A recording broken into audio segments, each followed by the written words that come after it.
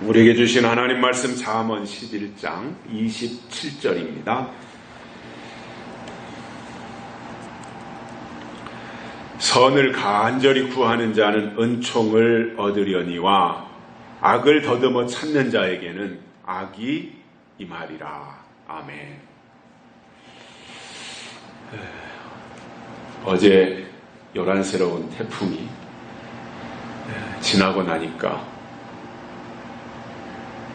고요가 찾아와가지고 언제 그렇게 강풍이 지나갔는지 모를 정도로 이렇게 고요해졌습니다. 그 지나간 피해 흔적들은 여기저기 남아있는 것 같고요. 또 조국 사태도 청문회가 있었으니까 이제 끝난 것 같습니다.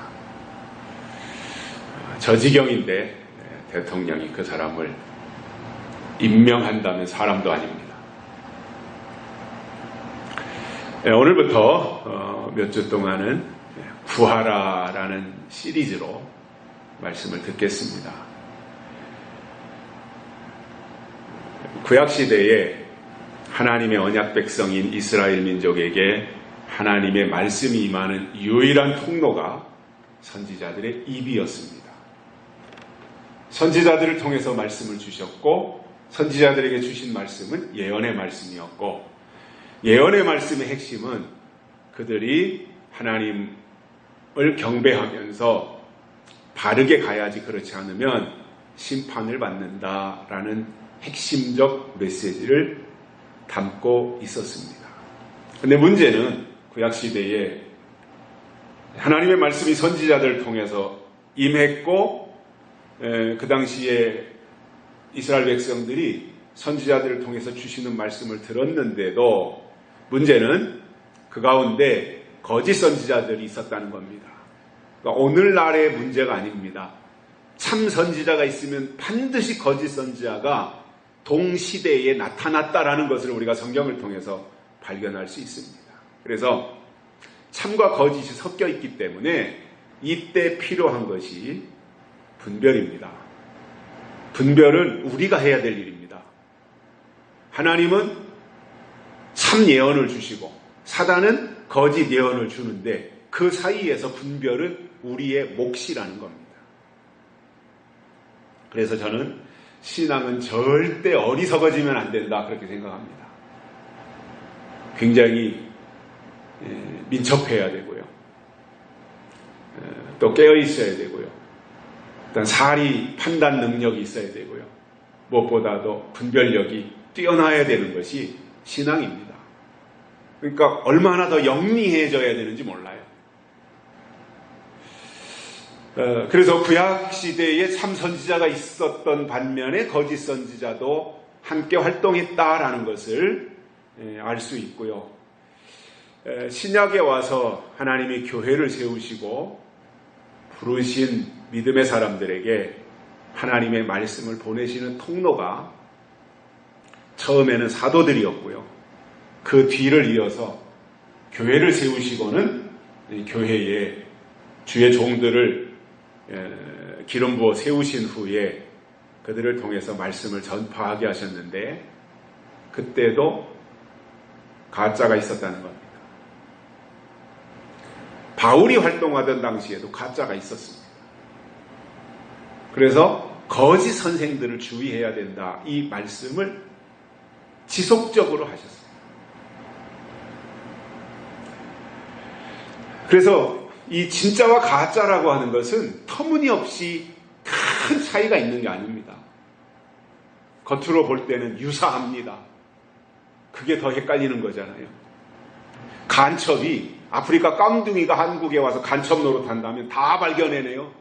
아니 저 깜둥이 저 간첩이네. 근데 우리하고 똑같이 생겼고 우리 말을 쓰고 우리의 언어를 구사하고 우리의 글씨를 쓰고 우리하고 똑같이 생긴 북한 사람들이 넘어와가지고 남한 대한민국에서 간첩 활동을 하니까 식별의 어려움이 있는 거잖아요. 아프리카의 저 나이지리아의 제일 새카만 놈들이 와가지고 간첩 노릇한다면 금방 다 들통이 나는 거거든요. 신앙 안에서도 그렇습니다. 진짜와 가짜가 큰 차이가 나지 않아요. 그래서 분별력을 키워야 된다라는 것이 되고요. 또 지금 이 시대에 예수님의 재림을 사모하는 약속의 사람들에게 하나님의 말씀이 임하는 통로는 예언의 말씀을 증거하는 종들의 입을 통해서 주신다라는 겁니다. 이때도 문제는 음녀와 바빌론으로 등장하는 거짓 선지자들이고 그들을 냉철하게 분별해 내야 그들을 이겨낼 수 있고 거짓 영들의 영향을 받지 않게 되는 것입니다. 자, 그러면 과거와 현재의 차이점을 본다면 어떠한 그 시대가 발달하고 또 문화와 문명이 계속해서 엄청난 속도로 발전하고 있는 이 시점에서 과거에는 직접 대면해서 들어야 했어요. 어디로 가서 선지자들이 있는 곳으로 가든가 주의 종들이 설교하는 교회로 찾아가든가 어딘가로 가서 대면해서 들어야 되는 시대가 있었어요.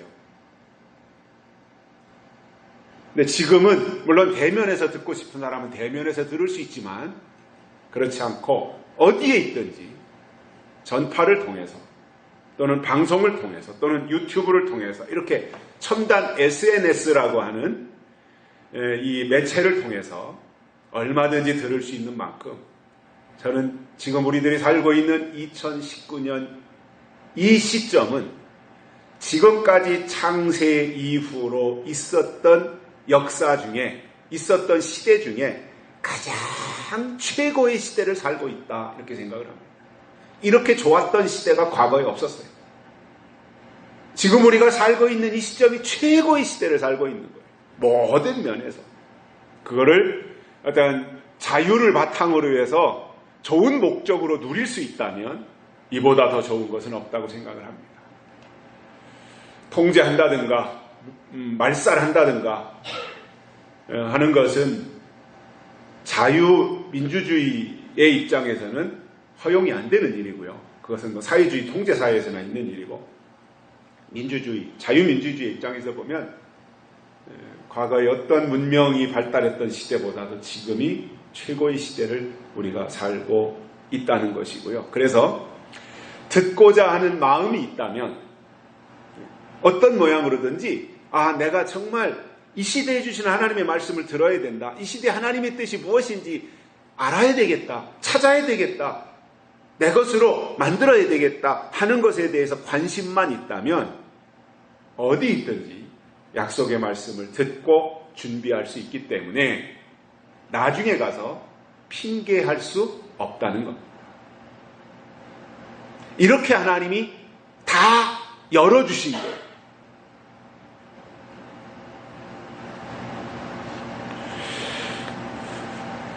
오늘 본문에 나오는 이 내용을 보면 선을 구하는 자와 악을 더듬어 찾는 자에 대한 말씀이 나오는데 그 결과는 은총과 악이 임하는 것으로 확연하게 차이가 납니다. 선을 구하는 자에게는 은총이 임하고 악을 구하는 자에게는 악이 임한다. 이게 인과응보잖아요. 그래서 이렇게 각각 다르게 나타난다고 말씀하고 있기 때문에 우리가 그러면 이 시대에 하나님의 백성으로서 하나님의 일을 사모하고 나가는 사람들로서 무엇을 구해야 되는지에 대해서는 이미 답이 나와 있다라는 거지요. 물론 우리가 이 땅을 살아가면서 한 가지만 충족되었다 그래서 다 되는 건 아니잖아요. 우리의 삶이 너무나 다양하잖아요. 우리는 짐승처럼 한 가지 먹을 문제만 해결된다고 해서 다 만족하는 것이 아니잖아요. 의식주에 대한 욕구도 있지만 문화적인 욕구도 있고 지식에 대한 욕구도 있고 뭔가 다양한 나름대로 추구하고자 하는 것 또는 욕구라든가 이러한 모든 것들이 다 복합적으로 존재하고 있는 것이 사람이잖아요. 어떤 사람은 시간이 되면 책을 읽고 싶어서 새로운 신간서적은 나오는 대로 족족 사다가 읽어야 직성이 풀리는 사람이 있어요. 독서량이 무지하게 많은 사람들이 있어요. 근데 어떤 사람은 주머니에 돈이 생기거나 조금 시간만 나면 영화관에 앉아서 신작 영화 나오는 거 그것을 다 봐야만 성미가 풀리는 사람들도 있어요. 어떤 사람들은 운동을 좋아해가지고 프로야구다 또는 프로축구다 이런 시즌마다 하는 모든 운동 경기에 자기가 좋아하는 팀을 설정해 놓고 그 운동 경기가 있을 때마다 표를 사가지고 들어가서 응원하고 관람하고 해야만 속이 풀리는 그러한 사람들도 있어요. 다양하잖아요. 사람의 어떤 욕망이라고 하는 것은 한두 가지로 정해져 있는 게 아니잖아요. 그렇기 때문에 이거 한 가지만 구하고 이것만 충족되어지면 나머지는 다 구하지 않아도 된다라고 하는 것은 너무 극단적인 얘기가 될 것이고 또 우리가 살아가고 있는 이 다양한 세상에 맞지 않는 주장이라고 생각이 되기 때문에 구할 것들이 참 많다고 봅니다. 우리가 대표적인 것들을 든다면 건강도 구해야 되고 지혜도 구해야 되고 물질도 구해야 되고 믿음도 구해야 되고 이런 것들이 많이 있는데 오늘 본문에서는 그 중에 꼭 집어서 선을 구하라 이렇게 말씀하고 있다. 그렇다면 선이 무엇이고 그 선을 어떻게 구해야 되며 그 결과가 무엇이냐 하는 것을 세 가지로 깨닫고 은혜를 받겠습니다. 첫째, 선이 무엇이냐라는 거예요. 성경이 말하는 선. 이것은 세상에서의 말하는 선과는 다릅니다. 세상에서 말하는 선은 예의 바르고 도덕적이고 반듯하고 양심적이고 뭐 이러한 것을 어떤 세상적인 기준으로서의 선이라고 설명할 것입니다. 착하게 사는 것. 그런데 하나님 보실 때 선은 믿음 안에서 하나님의 말씀 안에서 착한 것, 선한 것 이것을 성경은 설명하고 있다는 거예요. 자, 물론 당연히 우리가 하나님의 사람들로서 이 세상에서도 선하게 살아야 되고 착하게 살아야 되고 유익하게 살아야 되고 그것은 맞지만 그러나 이렇게 선하게 착하게 살라고 하는 것이 꼭 바보같이 살라는 말은 아니라는 거예요. 하나님이 그 출애굽의 영웅 모세를 향해서 하신 말씀이 있습니다. 굉장한 칭찬을 하셨는데 뭐냐면 지면에서 온유함이 가장 승한 사람이라 그랬어요. 그때 당시에 이 땅에서 가장 온유한 사람이 모세였다는 거예요. 하나님이 그렇게 인정을 하셨어요. 그런데 그 모세를 보면 하나님 앞에는 온유했어요. 이유가 없어요. 하라고만 하는 거예요. 예? 명한 대로 행했더라. 이게 모세잖아요. 하나님이 말씀하신 대로 행한 게 모세예요. 그러니까 하나님 앞에서는 온유했지만 그러나 이 모세가 대적하는 사단을 향해서는 용감하고 담대하게 맞서서 맞짱 뜬 것을 볼 수 있어요. 선이라고 하는 것도 마찬가지라고 봅니다. 비굴해지라는 것이 아닙니다. 야비해지라는 것이 아닙니다. 바보 같아지라는 것이 아니라 하나님의 뜻대로 살고 하나님의 나라를 위해서 착하게 살되, 즉 하나님을 향해서는 선하고 착하게 살되, 그러나 악한 영들을 향해서는 후퇴하지 말고 양보하지 말고 끝까지 싸워 이겨야 된다. 이것이 선이라는 거예요. 자, 개인적으로는 우리 집에 우리 식구, 친척들, 일가, 잘 아는 사람, 친구들 이렇게 우리 집을 방문한다면, 들어온다면 반갑게 맞이하잖아요. 같은 편이니까, 같은 식구니까. 그러나 만약에 우리 집에 난데없이 도둑이 들어왔다, 나쁜 놈들이 들어왔다, 그러면 힘을 합쳐서 싸워 물리쳐야 되잖아요. 아이고, 도둑님이 오셨네요.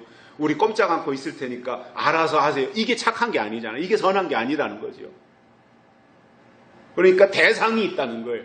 하나님이 보실 때 선한 것이지 사탄 앞에서 선한 것이 아니라는 거예요.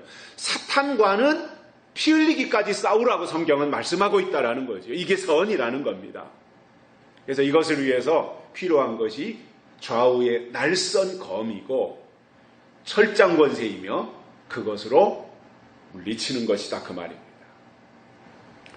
자, 이 선이 무엇인지에 대해서 미가 선지자가 아주 중요한 말씀을 하신 것이 있습니다. 미가서 6장 6절부터 8절에 보시면 제가 읽습니다. 내가 무엇을 가지고 여호와 앞에 나가며 높으신 하나님께 경배할까? 내가 번제물 1년 된 송아지를 가지고 그 앞에 나아갈까? 여호와께서 천천의 숫 양이나 만만의 강수 같은 기름을 기뻐하실까? 내 허물을 위하여 내 마다들을, 내 영혼의 죄를 위하여 내 몸의 열매를 드릴까?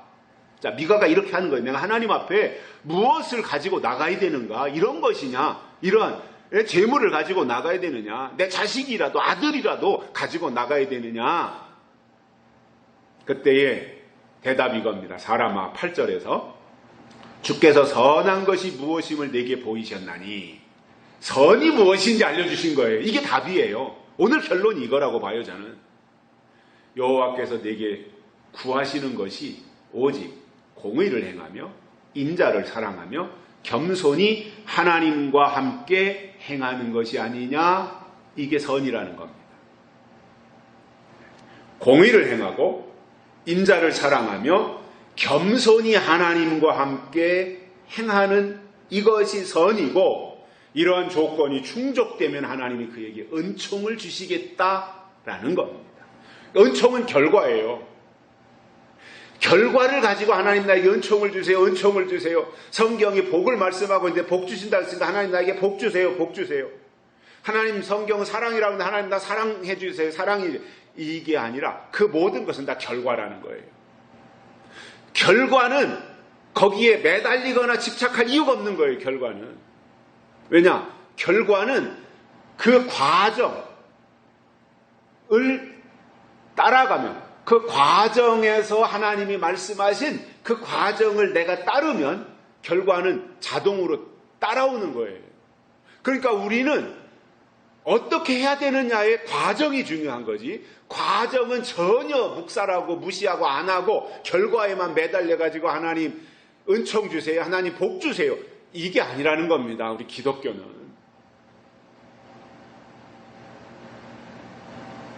그래서 과정이 중요한 거예요. 그 과정에서 그 결과가 따라오는 거지, 과정과 결과가 따로따로 있는 게 아니라는 거예요.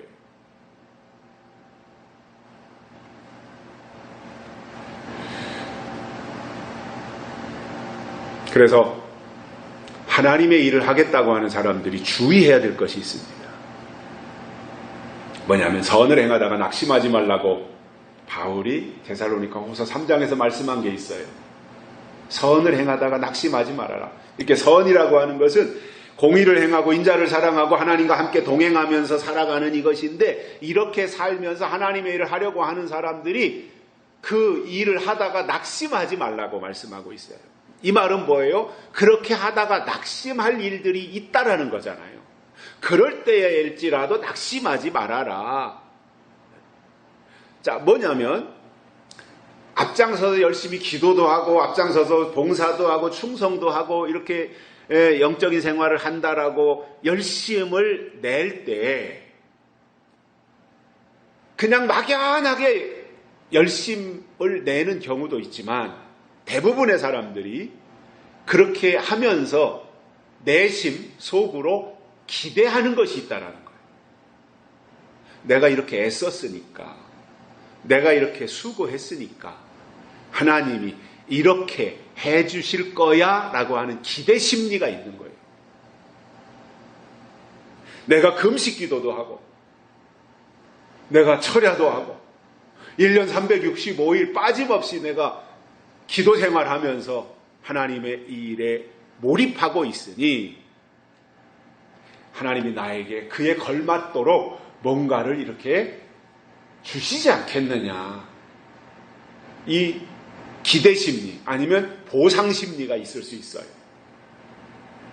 그런데 그 기대치가, 보상 심리가 자기 상황이나 자기 생각과 다르게 충족되지 않으면 사람은 실망하고 낙심할 수 있습니다. 그러니까 열심히 안 하는 사람은 실망할 이유도 없어요. 낙심할 이유도 없어요. 열심히 안 했는데요. 근데 열심히 하다 보면 자기가 한 것 때문에 내가 이렇게 했으니까 라는 것 때문에 그것이 채워지지 않을 때는 왜 이렇지? 내가 뭔가 잘못해서 이런가? 라고 하면서 낙심할 수 있다는 겁니다.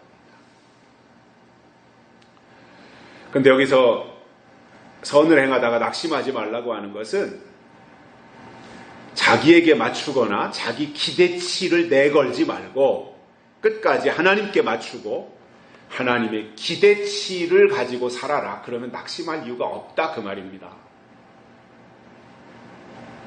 그래서 영적인 신앙이라고 하는 것은요, 나 중심에서 하나님 중심으로 전환되는 겁니다. 그런데 하나님 중심의 신앙에서 나 중심의 신앙으로 이완되어질 때 그 결과가 낙심으로 나타난다 그 말이에요. 그래서 우리가 이 선이 무엇이냐라는 것을 바로 이해하고, 그리고 선을 알았다면 어떤 경우도 내 생각이 아니라 하나님의 생각에다가 맞추어 가야 된다라고 하는 것이고요. 두 번째로는 그 선을 어떻게 구해야 되느냐라는 겁니다. 선을 구하는 방법이 있죠. 오늘 본문에 이렇게 나옵니다. 간절히 이렇게 나옵니다. 간절하게.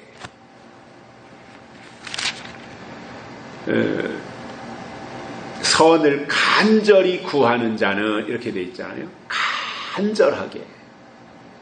이 간절히는 사전을 찾아보니까 절실하게, 매우 절실하게. 그러니까 이 절실하다는 건 뭐예요? 거기에 아주 매달리는 거잖아요. 그래서 사람이 무슨 일을 할 때 별 생각 없이 그냥 대충대충 시간이나 때우고 그 과정만 그냥 대충 통과하는 것과 절박한 가운데서 마음을 다 쏟아 놓으면서 하는 것과 그 결과에 있어서 차이는 엄청난 거지요.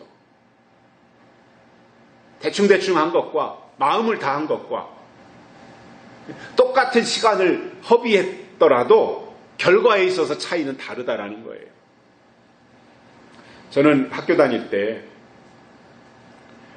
좋은 점수를 받기 위해서 밤을 지새우면서 공부해 본 적이 없습니다. 그런데 하나님의 말씀을 깨닫기 위해서는 밤잠을 설치면서 매달렸던 수많은 밤들이 있습니다.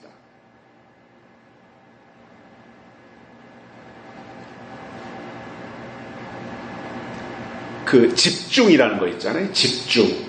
저는 2시간, 3시간 공부했냐, 기도했냐 이거보다 얼마만큼 집중했느냐, 저는 이게 더 중요하다라고 하는 것을 나이가 좀 들어서 깨달았어요. 학교에서 공부하는 학생들이 선생님이 앞에서 설명할 때 똑같은 1교시, 2교시, 3교시, 4교시 들어가서 수업을 다 한 반에, 저희 때는 70 몇 명까지도 이렇게 있었는데 지금은 25명, 30명 요 내외라고 하더라고요. 근데 그 많은 학생들이 똑같은 시간에 그 선생님 밑에서 똑같은 수업을 듣잖아요. 그런데 시험을 보면 결과가 전혀 달라요. 차이가 많아요. 어떤 사람은 100점 맞는 친구가 있는가 하면 어떤 사람은 20점, 30점 맞는 사람들도 있어요. 근데 그 차이가 뭔가를 보니까 집중력이에요. 앞에서 선생님이 설명할 때 얼마만큼 집중해서 그 설명을 듣느냐, 이거더라고요. 그래서 공부를 잘하는 사람들은 집중력이 뛰어난 사람들이에요. 공부 시간에, 수업 시간에 교실에 앉아있긴 한데 선생님 얼굴은 이렇게 물끄러미 바라보면서 생각은 딴 데가 있는 사람은 집중이 될 수가 없는 겁니다. 그 사람이 시험을 잘 보겠습니까? 공부를 잘할 수 있겠어요? 말이 안 되는 거거든요.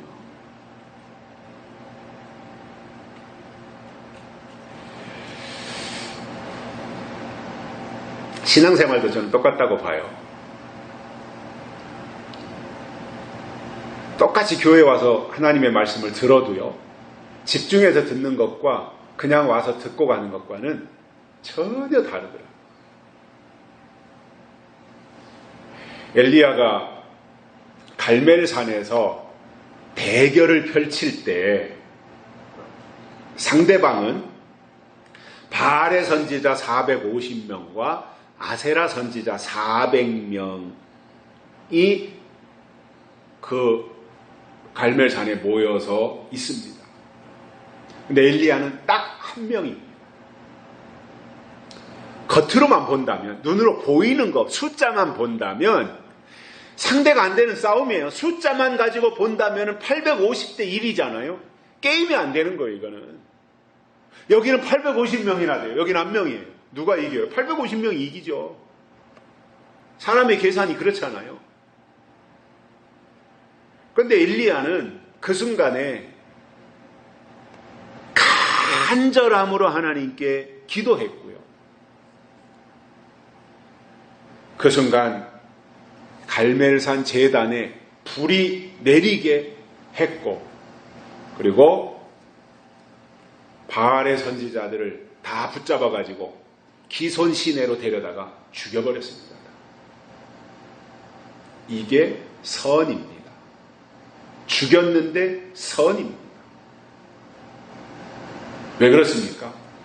하나님을 대적하는, 우상을 숭배하는 그 무리들이기 때문에 그 하나님의 명령을 따르고 이행하는 것이 하나님 앞에 선의 모습이라는 거예요. 그렇게 해서 그들을 다 죽입니다. 그리고 나서 곧이어 엘리야가 우상숭배 때문에 이제 온 나라가 다 가뭄으로 극심할 때 다시 갈멜산 꼭대기로 올라갔다. 성경에 이렇게 기록이 되어 있어요. 그리고는 땅에 엎드려서 무릎을 꿇고 그 머리를, 엘리야의 머리를 무릎 사이에다가 집어넣고 그리고 간절하게 기도했다. 이렇게 나와 있습니다. 사환을 데리고 가서. 기도 한번 하고 나서는 무슨 징조가 나타나나? 이게 궁금하잖아요. 내가 기도했으니까. 하나님이 어떠한 징조를 주시나? 왜냐하면 가물어서 이제 비가 와야 되는데 사환 보고 다시 가서 비구름이 떴나 봐라. 떴나 봐라. 떴나 봐라. 5번 가고 6번 가도 아무런 현상이 안 나타나는 거예요. 징조가 안 나타나는 거예요. 마지막 7번째 올라갔을 때 어린아이의 손바닥만한 구름이, 없던 구름이 저만치 생겨서 다가오는 것을 보고 엘리야에게 말했더니 그게 바로 비 소식이었고 갈멜산에서 하산을 하는 장면들을 볼 수 있습니다. 저는 이 엘리야의 기도의 이 자세를 보고 저도 한번 해보려고 그랬어요. 제 머리를 무릎 사이로 집어넣고 하려고 했더니 안 되더라고요. 연체동물이나 되는 건지 이게 저는 안 되더라고요. 그 자세가 안 나와요. 자, 이렇게 물론 하나님께서 때가 되어서 바알의 선지자들을 물리쳐야 되고 때가 되어서 그들에게 비를 주셔야 될 하나님의 때가 됐기 때문에 하나님이 허락하셔서 된 일입니다. 이게 더 중요한 거잖아요. 그런데 그 자리에 엘리야의 간절함이 있었다는 거죠. 예수님께서 십자가를 앞에다 두고 얼마나 마음에 짐이 됐겠습니까? 십자가라고 하는 것이 장난이 아니잖아요. 십자가를 그냥 어깨에다가 짊어지고 골고다 언덕으로 올라간다라고 하는 이것으로만 한다 그래도 참 힘든 일이에요. 왜냐, 십자가의 무게가 약 60kg 정도 된다 그러잖아요. 그걸 예수님이 어깨에다 짊어지고 평지도 아니고 내리막길도 아니고 오르막길을 올라간다고 하는 그것이 그 대낮에 떼약볕에서 얼마나 고통스러운 일이었겠어요. 근데 그 정도가 아니라 그 십자가를 짊어지고 올라가는 것은 당연한 일이었고, 그리고 그 십자가에 자기가 매달려서 못 박혀 죽어야 된다라고 하는 그 생각을 할 때 얼마나 그 과정에서 고통이 있었겠습니까? 심적 고통이. 그래서 그분이, 예수님이 십자가에 달려 돌아가시기 전에 하나님께 간절히 기도하시는 그 모습이 우리의 마음을 숙연하게 만들어요. 하나님, 할 수만 있으면 이 잔을 내게서 옮겨주십시오. 얼마나 그것이 고통스러운 일이었으면 예수님께서 할 수만, 하나님 할 수 있다면 이 십자가에 이 쓴 잔을 내게서 옮겨주십시오. 사람으로서 인성을 가지고 있는, 육신을 가지고 있는 예수님의 솔직한 모습이에요. 근데 거기 그 예수님의 기도가 그거로 끝났다면 우리와 별 차이가 없는 거죠. 근데 예수님의 기도의 차이점은 그 다음입니다. 그러나 내 원대로 마옵시고 아버지의 원대로 하옵소서. 하나님, 할 수만 있으면 이 잔을 내게서 옮겨주시면 좋겠습니다. 이게 예수님의 생각이에요. 그러나 내 생각대로 하지 마시고 하나님 생각대로 하십시오. 이렇게 했다는 겁니다. 그 마지막 기도가 얼마나 특별했고 간절했겠어요. 예수님의 그 기도가. 그래서 여러분, 간절하면 사모하게 돼 있어요. 사모하는 사람은 감당할 수 있어요. 그에게 하나님은 은혜를 주신다는 겁니다. 베드로서 3장 12절에 이렇게 말씀하고 있습니다. 하나님의 날이 임하기를 바라고 간절히 사모하라. 하나님의 정한 날이 있잖아요. 어떤 날. 그 하나님의 날이 임하기를 바라보면서 간절히 사모하라는 거예요. 이게 신앙이에요. 내 것을 하나님 앞에 구하고 내 것을 하나님 앞에 아뢰고 나에게다가 하나님이 다 갖다 맞춰달라고 하는 이것이 신앙이 아니라 하나님의 뜻이 이루어지고 하나님의 날이 임하기를 바라보고 간절함으로 사모하는 이것, 하나님이 기뻐하시는 신앙인 겁니다. 그전에는 저희 어렸을 때만 해도 시골에 가면 장독대에다가 정한수를 떠놓고 비는 사람들이 있었습니다. 자식 잘 되기를 위해서 새벽마다 일어나서 신령님께 비나이다, 신령님께 비나이다. 신령이 누군지도 모르지만 아무튼 그렇게 지극정성하는 어머니들이 있었어요. 근데 대상이 없어요. 대상이 불명확해요. 그럼에도 간절히 정성을 다하면 이루어진다고 믿었던 거예요.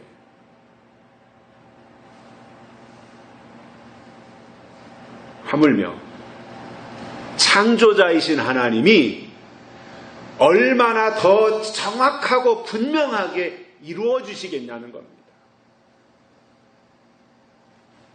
물론 우리 기독교가 정성을 다하거나 행위로 구원받는 것은 아니지만 그럼에도 간절함과 사모함은 하나님의 뜻을 깨닫는 데 있어서 중요한 통로가 되더라 그 말입니다. 이왕이면 간절함으로 하자 이겁니다. 세 번째로는 선을 구한 결과가 은총인 겁니다. 그래서 하나님이 하나님의 사람들에게 특별히 주시는 게 은총이에요. 특별한 은혜가 은총이에요. 이것은 특별한 하나님의 사람들에게만 주시는 거예요.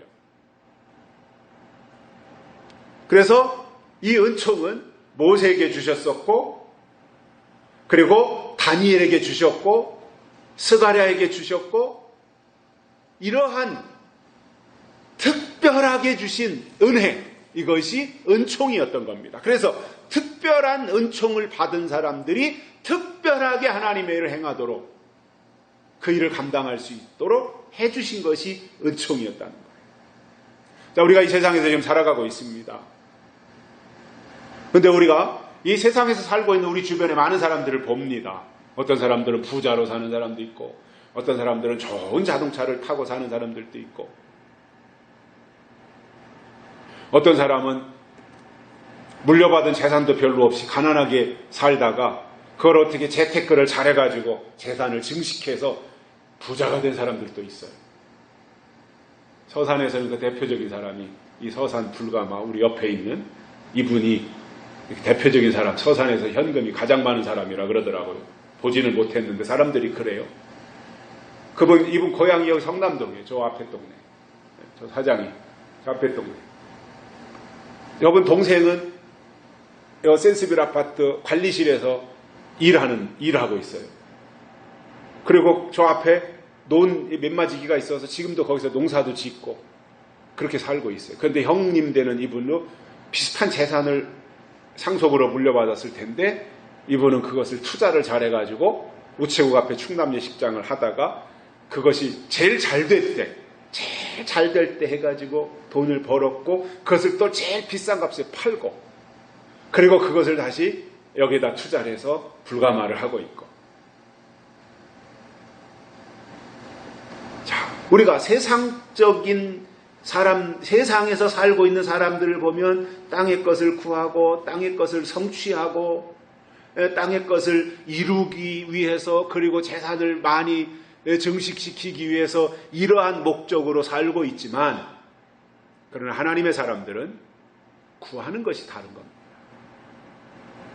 은총을 구하고 은총을 이루어야 되는 거예요. 저는 절대로 하나님의 사람들이 이 땅에서 가난하게 살아야 된다. 그건 아닙니다. 부자로 살 수 있다면 그것으로 하나님의 일을 더 많이 할 수 있으니 유익하다. 저는 분명히 그렇게 생각을 하고 있습니다. 그러나 관점이 다른 거예요. 목적이 다른 거예요. 세상 사람들은 뭔가 이렇게 축적하고 증식하고 부를 이렇게 가지고 있고 이 자체로 만족한다면 하나님의 사람들은 그것이 아니라 뭔가 여건이 되면 그것을 통해서 하나님의 일을 이루어드리고자 하는 이 마음을 가지고 살아가는 사람들이잖아요. 그렇기 때문에 목적이 다르기 때문에 구하는 것도 다른 거예요.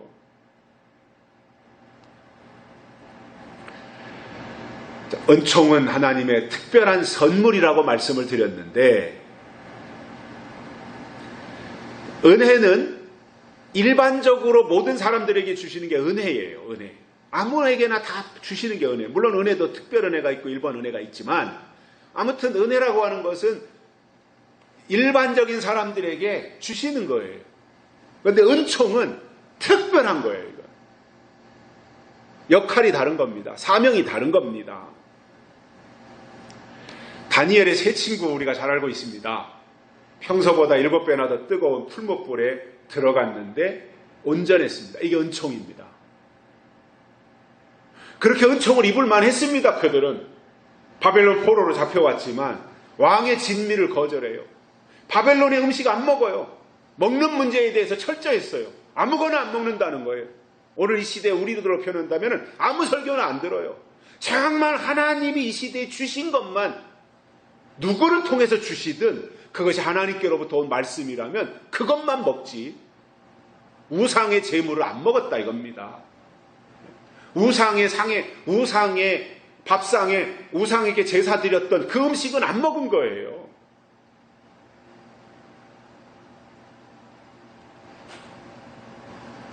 그 결과 풀목불에 들어갔지만 평소보다 7배나 더 뜨거운. 그런데 온전했습니다. 하나님의 은총을 입었기 때문입니다. 다니엘은 굶주린 사자굴에 먹잇감으로 던져졌지만 아무 피해도 입지 않았습니다. 하나님이 그 사자의 입을 봉하셨습니다. 굶주린 사자가 얼마나 사납겠습니까? 그런데 그 입을 봉하셨습니다. 이게 은총이라는 겁니다.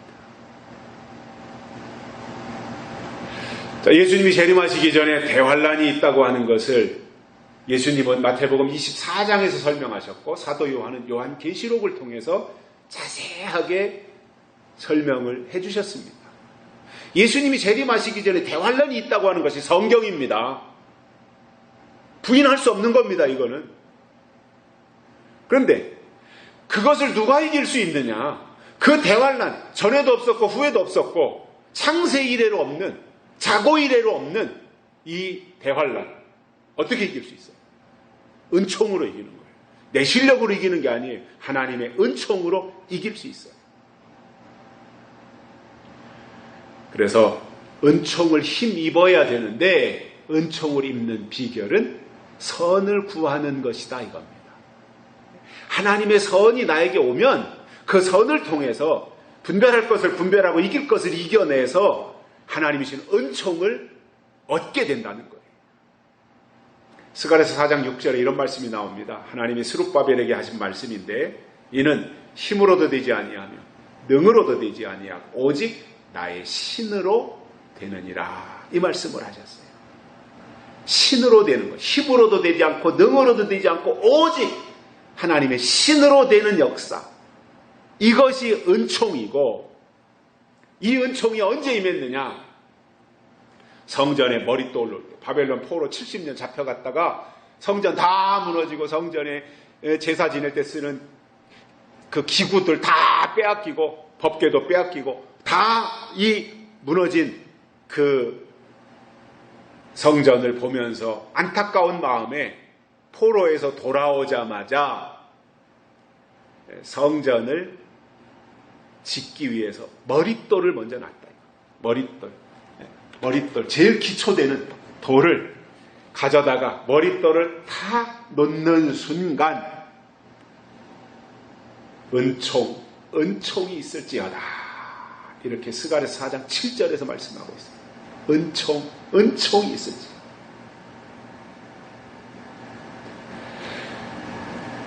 다니엘에게도 주신 게 은총이었어요.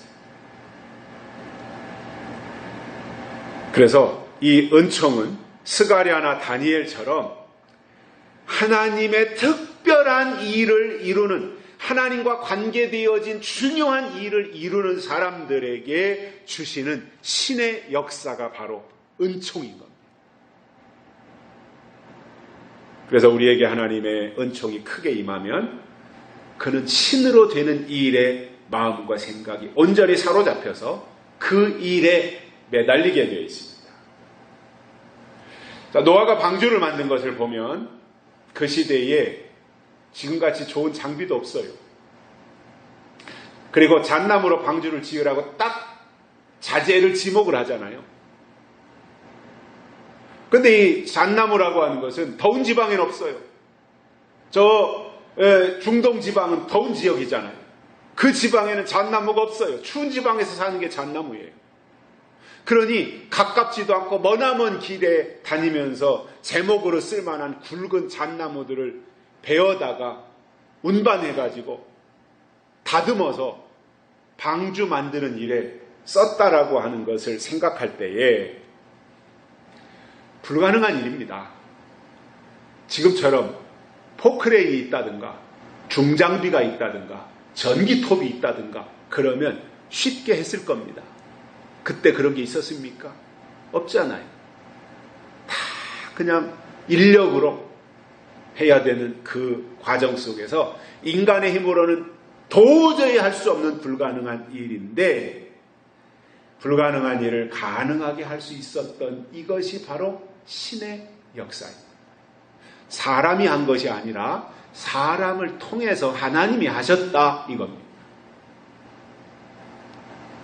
예수님이 십자가에 달려 돌아가셨을 때 예수님을 따라다니던 수많은 사람들이 다 실망했습니다. 그리고 고향으로 돌아갔습니다. 허탈했습니다. 허무했습니다. 그리고 예수님이 3일 만에 부활하시는데 이것은 성경을 이루기 위한 신의 역사였습니다. 예수님이 부활하신 거 하나님의 역사라는 거예요. 신의 역사라는 거예요. 어떤 사람들은 예수님이 기절했다 깨어났다고 하는 사람들이 있어요. 미친 사람들이죠.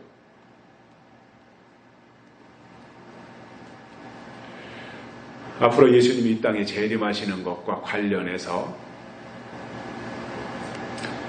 하나님이 진행하시는 일들도 보면 인간의 힘으로는 장담할 수 없는 절망에 이를 수 있다라고 저는 생각을 합니다. 예수님이 재림하시는 것과 관련해서 그것을 누가 믿고 따를 수 있어요? 불가능한 일이에요. 아니, 초림 때 메시아도 이스라엘 사람들이 인정을 안 했는데 다시 오시는 예수님을 누가 인정하겠어요, 사실? 아니, 초림 예수가 없는데 재림 예수가 있을 수 있습니까, 세상에?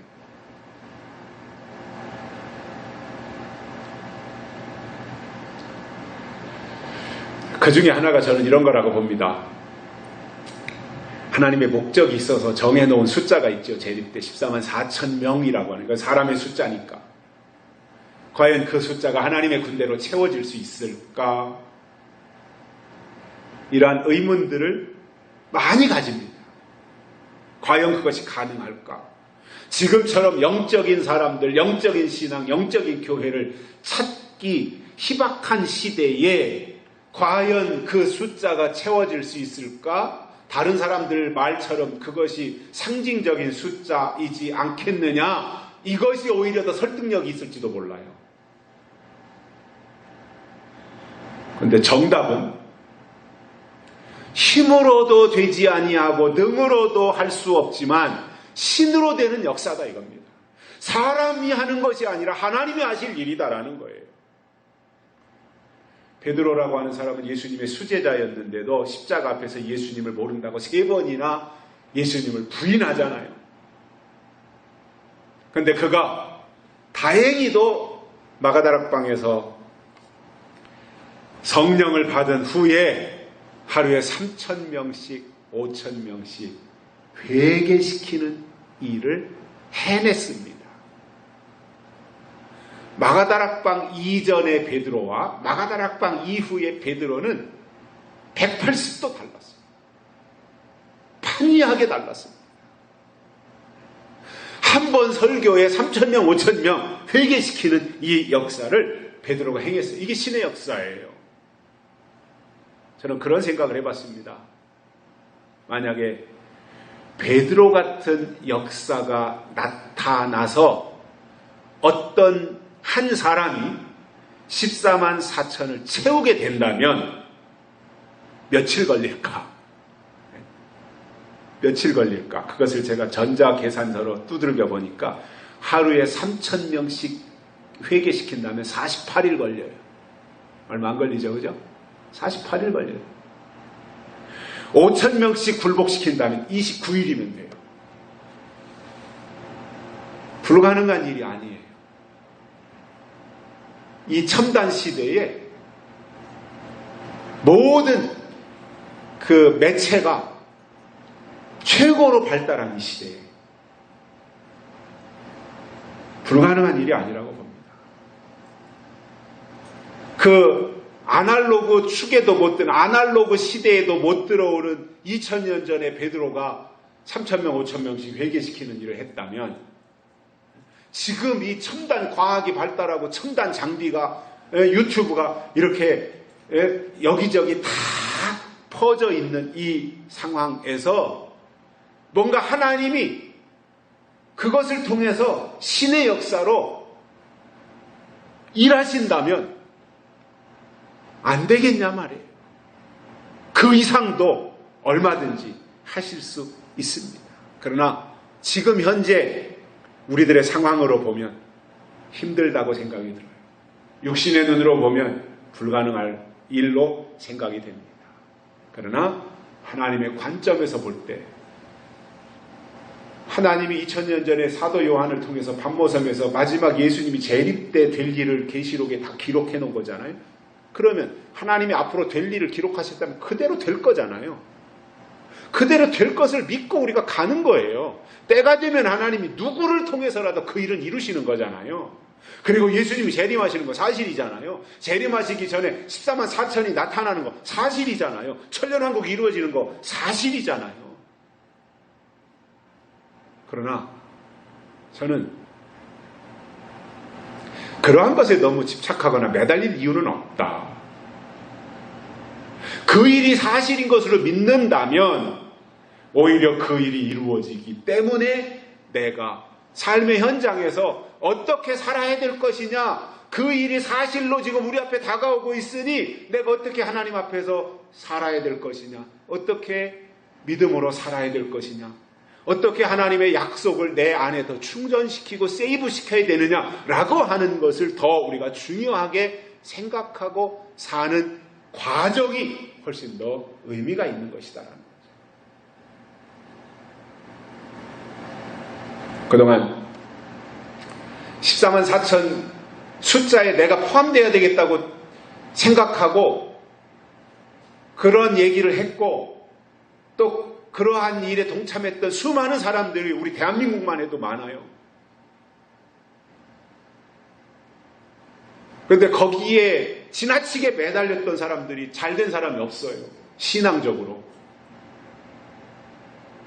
무슨 얘기냐면 그것은 우리가 하나님의 역사가 이렇게 이루어지고 성경이 이렇게 구성이 되어 있어서 이 일이 이루어지니까, 그렇다면 지금 이 시대를 우리가 바로 보고 이 시대가 이 시점이 어느 시점인가를 알고 이 시점이 되었고 그 계시록의 역사들이 이루어질 시간이 우리 앞에 가까이 다가온 것을 안다면 오히려 우리의 삶을 더 믿음으로 다듬어가는 이 역할이 훨씬 더 중요한 것이다 라는 겁니다. 사람에게 매달릴 이유도 없습니다. 사람에게 집착할 이유도 없습니다. 사람에게 빠질 이유도 없습니다. 왜냐?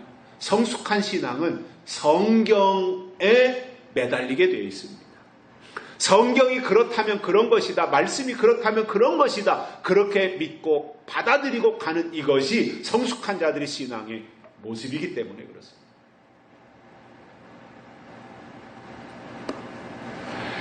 그러면 선이 하나님의 뜻을 따르는 것이라면 악은 하나님의 뜻을 거절하고 대적하는 것입니다.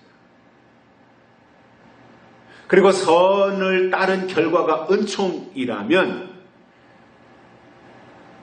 악을 찾는 자에게는 악이 임한다는 것인데, 그러면 악이 뭐냐는 거예요. 선이 하나님의 뜻을 따르는 것이라면 악이 뭐냐면 하나님이 때를 따라 내려주시는 말씀을 받아들이지 않는 것, 이게 악입니다. 약속의 말씀을 받아들이지 않는 것, 이게 악입니다.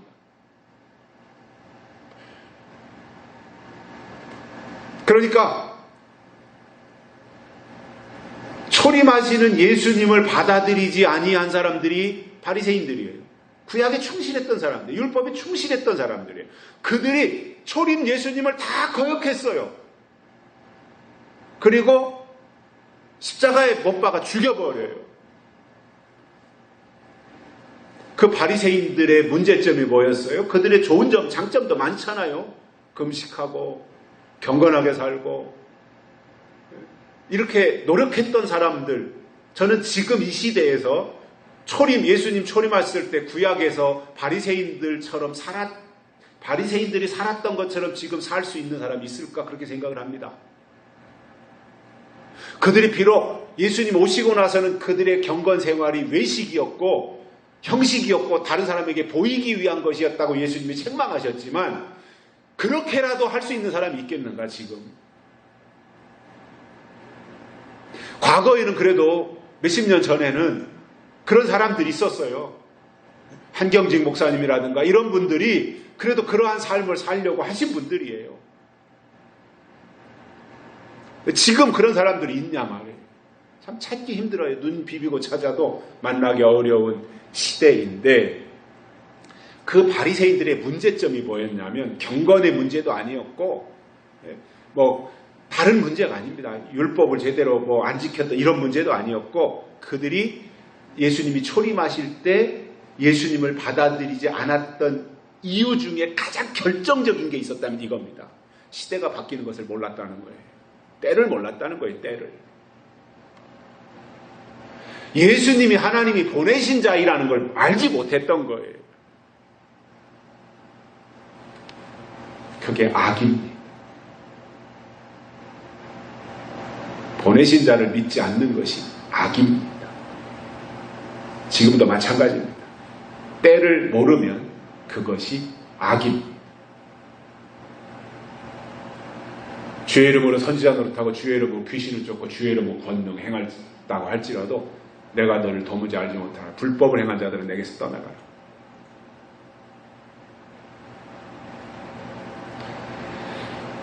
그래서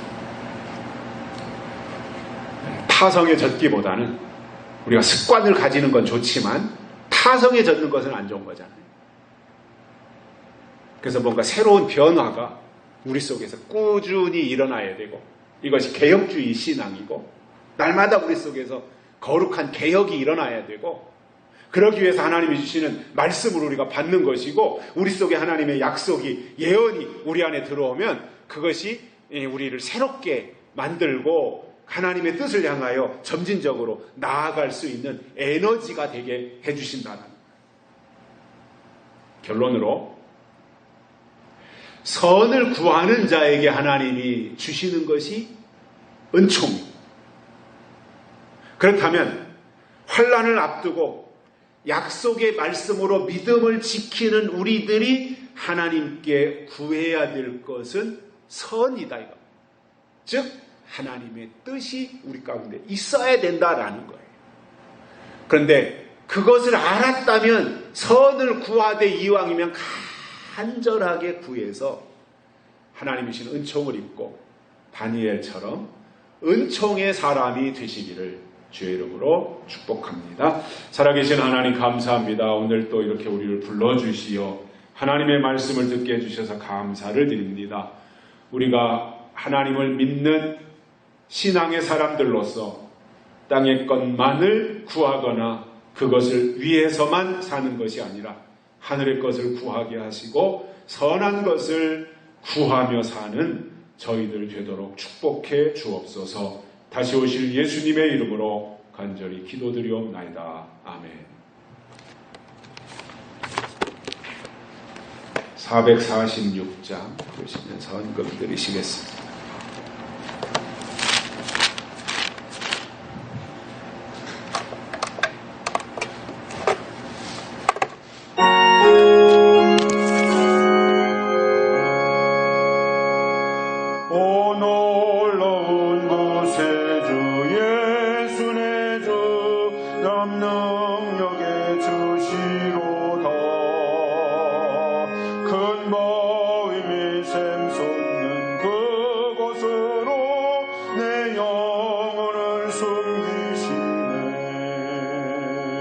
메마른 땅을 종일 걸어가도 나 피곤치 아니하며